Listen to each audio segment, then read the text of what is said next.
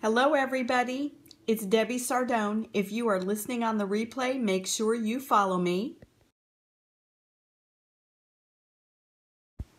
If you're listening on the replay, just make sure you tap the little Perry dude in the corner and follow me. Hey, All Seasons. Hey, Braxton, I think I saw you. Pat,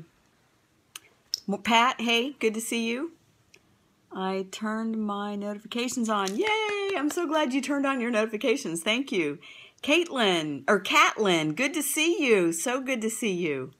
Hey, Braxton. Super GSD. What does that stand for? Carla. Hello, Carla. My office manager. And then Shabazz 10. And then Latex. I don't know what that name is. I'm so sorry. German Shepherd Dog. Oh, good. Okay, there you go. Super German Shepherd Dog. Cabby 114. Good to have you. Thank you so much for joining my broadcast. MCSTKS. I always forget who that is. I apologize, but hey, good to see you. Anyway, I'm trying to remember what we're talking about today. Tracking and measuring everything. Hello, Lisa. How are you? Well, we had a whole bunch of people jump in, but now I don't see as many in the hey, darling. Inventory. Oh no, no. We're not talking about inventory, but we're talking about data, tracking and measuring everything. Bernie 2016. Good to have you. Bill's daughter. Oh, Bill's daughter. Hey, sweetie. Good to see you. Thanks for joining my broadcast. Hi, Marta. Hello. I know I'm terrible with names, but thank you for joining me again. And then I think it's Catlin, not Caitlin. It's Catlin. Probably people say your name wrong all the time. Good to see you. Thank you for joining my broadcast. So we're going to talk about tracking and measuring everything and the importance of it. S. Rounick, 632. Good to have you. Thanks for joining me. If you own your own business, it is absolutely vital that you measure what matters in your business, because you have to track and measure everything. If you're not measuring what matters in your business, you cannot make sound decisions. Hello, Danny, Simon, good to have you. You can't make sound business decisions when it comes to marketing or just about any area of your business needs to be, the decisions need to be made based on numbers and not guesses. So, gosh, here we go again.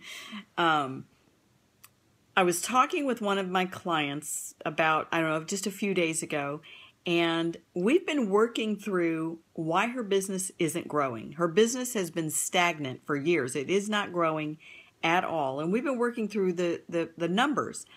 And it seems like every time I ask her for a number, she has to guess at it. She never has that information. And she usually says, well, I have a report I can pull. But the reports aren't even accurate because it's garbage in, garbage out. If you put bad data in to a report, your reports will not be accurate. So you've got to define in your business what is important to measure. And I own a maid service, and I work with cleaning business owners all around the country, literally all around the world, to help them grow and improve their residential cleaning business. These principles are universal, and they apply to any business, whether it's landscaping or maid service, thank you, or if you're a chiropractor. It doesn't matter what you do. If you're a veterinarian or a nail salon, these business principles are universal. And if you don't have a clue how much it costs you in marketing dollars to obtain one new client, especially if you have a business that has recurring clients like maid service, then you're not tracking your information, the information you need. If you don't know on average how many customers you lose in a month, so that over the course of a year you have some idea of what your attrition rate is, meaning what percentage of clients will you lose in a year? Gee, my phone is ringing and I don't understand why, because I have it on Do Not Disturb. That is the weirdest thing. I don't understand these computers sometimes. Anyway, I apologize for the noise. But if you're not tracking and measuring this data, you won't know when you want to set goals for growth. in your business, you won't know how many customers you need to overcome is pertaining to running a business in general. These concepts do pertain to any business, these concepts, but I'm very specifically work with cleaning business owners. But you airplane mode still, I have no clue what that person is asking. Anyway, these concepts are universal to business, and it doesn't matter what business you're in. If you don't know how many customers you lose in a year, you won't know how many customers you need to acquire in order to grow. So some people will say, well, I want to grow by 50 customers this next year. Well, how many customers will you lose? Because it's not good enough that you take on 50 customers. You won't grow by 50 if you lose 30. So think of it, and I'll grab my calculator here, wherever my calculator is. It's usually, here it is, sitting here on my messy desk. If you have 100 customers and you want to grow by 100% over this next year, so you want to add 50 customers to your base, you want to end the year with 150 customers, and you say, okay, well, I just need 50 new customers. Well, that's not true, because if you have 100 and you on average lose 2 customers a month, maybe that's your attrition. You lose 2 customers a month on average. And losing 2 customers, thank you, losing 2 customers a month wouldn't be unusual for most businesses, because people move away, they come and they go, or their financial circumstances change, or they become dissatisfied with your service, whatever. It's not uncommon for businesses to lose customers. That's why we always have to do marketing and always have to get new ones in. Thank you. So let's just say you on average lose 2 customers a month. It's guaranteed you're going to lose 24 customers over the next 12 months. That's just the way it is. You're going to lose 24. Well, if your goal was to grow by 50 clients and you only, let me block that one there, you only add 50, well, you haven't calculated your 24 that you will lose. Are you a millionaire? That's like the strangest questions. So let's look at that. If I want to grow by 50, I need to first drop off my 24 customers that I will lose over the course of a 12-month period. So 50 minus your 24, that means you'll only grow by 26. And people are always scratching their head at the end of the year saying, why didn't we meet our goals? Well, because you didn't factor in your attrition. Most people don't know their attrition. If you ask them, well, on average, how many customers do you lose in a year? They don't know. The easy way to do it is to track it every day. Measure it every day. Don't wait till the end of the year and try to figure it out. In our office, as a policy, and if you have a service business, this will make sense for you as well. As a policy, if we lose a regular repeat customer, we just fill out what we call, it's kind of like an exit form. She has 5 businesses. Oh, thank you for answering. And yes, they are. At least one of them is $1 million plus. Not all of them are. I lost my train of thought here. I always do that. If you, what was I saying, guys? I can't even remember. But so I was talking about if you don't even know how many customers you lose, you put in place a process for tracking the customers that you lose. So let's say, for example, your phone rings, a customer calls up and says, I have to cancel whatever it is. It could be, I have to cancel your cleaning service. You fill out a little form. We have a form in our office that's already printed up, and you fill that out. It's like an exit form, and you ask questions. What was the reason for leaving? Were you dissatisfied? And the customers will generally be honest if you ask. They'll either say, yeah, you guys were terrible, or they'll say, oh, no, you were great, but we're cutting back financially, or we're moving. You know, there's different reasons, but you document the reason on this piece of paper. And then you collect those pieces of paper, and every month you kind of count and see how many you lost. Now, the bigger your company, and this is really important to remember, the bigger your company, the more customers you have, the more customers you will lose. So don't panic if one day you realize, oh my goodness, we're losing 10 or 12 customers a month. Well, that's fine if you're like 10 times bigger than you were back when you were only losing 2 or 3 customers a month. So for instance, it's really about the percentage of customers you lose every month, not the number that you lose. So for example, if a maid service has 100 customers and they lose 2 customers a month, their attrition is 2%. Okay, so if, well, actually, let's see, if you were to see 2 0.02 divided by 100. Yeah, that's 2% a month. So if for my company, we have over 400 regular customers. So we're easily going to lose 12 customers at least every single month. I mean, it's fairly common. Let's see, I know our attrition is 3.9%, so 0.9. We'll lose anywhere from 12 to 15 customers in a month.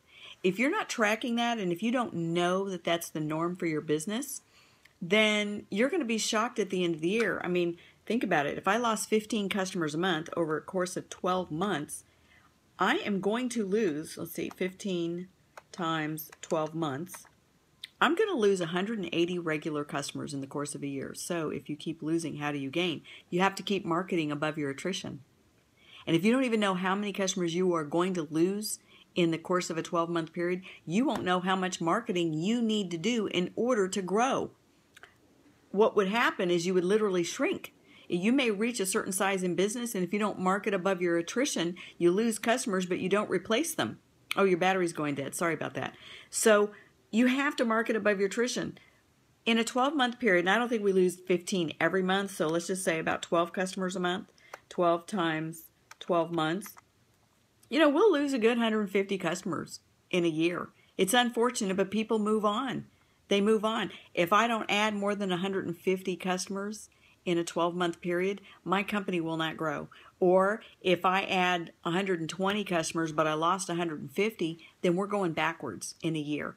These are things you have to track, or you will be surprised at the end of the year with the results. You won't understand why you didn't hit your goals for the year. You have to track and measure everything that matters. So what matters? How many clients you have, how many regular repeat clients you have, how many clients you're losing every month. That's very important. How much money did you spend on marketing, and how many new clients did you acquire as a result of that marketing? Because another number you have to know, really on the top of your head, you should know these questions, is, well, what does it cost you in terms of marketing dollars to obtain one new client? So here's an example. If I'm going to lose 150 customers, attrition is recurring only, not the first timers. Correct. Thank you. One-time cleanings are one-time cleanings. They were never recurring. So if a client has signed up for recurring service, meaning they've had at least 2 cleanings with a promise that are going bi-weekly, not a one-time. We don't count that as cancellation. That's just a one-time. But follow me and I'll help you understand. If you're not tracking what it costs you to obtain one new client, you won't know how much money to spend in order to at least grow above the number of customers you're going to lose, or at least break even. And that's vital. So let's talk about that. If I'm going to lose, let's say 144 customers this next year, 144 times an average of $250 per customer, per retained recurring customer, times $250. I got to spend $36,000 on marketing just to stay the same size my business is in a year if I'm losing an average of 12 to 15 clients every single month. $36,000 on marketing. So if I decide to spend $30,000 on marketing instead, I will barely replace the ones leaving. I will definitely not grow, and I will definitely shrink. So these are numbers you have to have. You have to know these numbers. You have to know what it costs you to convert a client to a recurring client.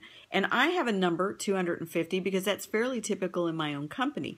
Yours might be 200. You might be able to convert a customer to a recurring sale as a result of $200 worth of marketing.